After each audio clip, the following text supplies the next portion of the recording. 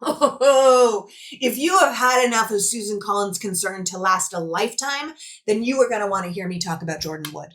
I am so over Susan Collins. I am absolutely convinced she and Lisa Murkowski have a deal. When they know that the Republicans only need one of their votes to pass a controversial bill, one of them takes the hit while the other one acts like, oh gosh, they're not sure if they can vote for it. That way, they both look reasonable from time to time, when the truth is they are both sellouts looking out for number one.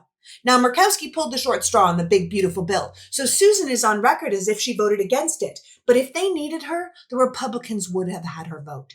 Do not forget that she is the one who voted to advance the bill to the Senate floor in the first place. There is no honor in how Susan Collins governs. This is the woman who said Donald Trump had learned his lesson after he was impeached, so he didn't need to be removed from office so he could never run again. And look where we are. Susan was also the pro-choice senator who voted for Supreme Court justices who joyfully overturned Roe v. Wade and stripped American women of their rights. So with that in mind, let's talk about the person ready to take the Maine Senate seat off Susan's hands, Jordan Wood. Now, this shouldn't be a difficult decision. The seat is already considered a toss-up that could go either way.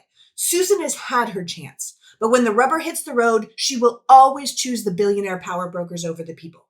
Jordan Wood, on the other hand, is the polar opposite.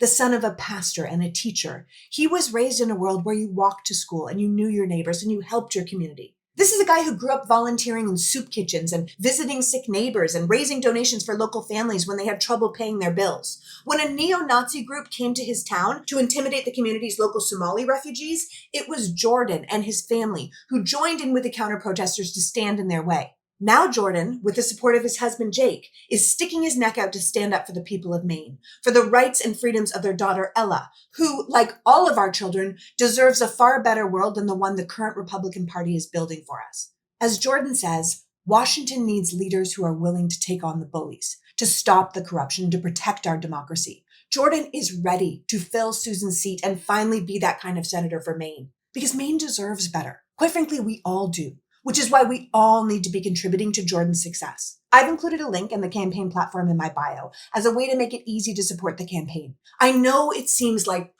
what's the point with the midterms right now? But the Republicans wouldn't be doing everything they could to interfere with the next elections if they knew they didn't matter. They want us demoralized. We have to be the opposite. We have to fight back with everything we have. And taking Susan's seat from her is a key part of that plan.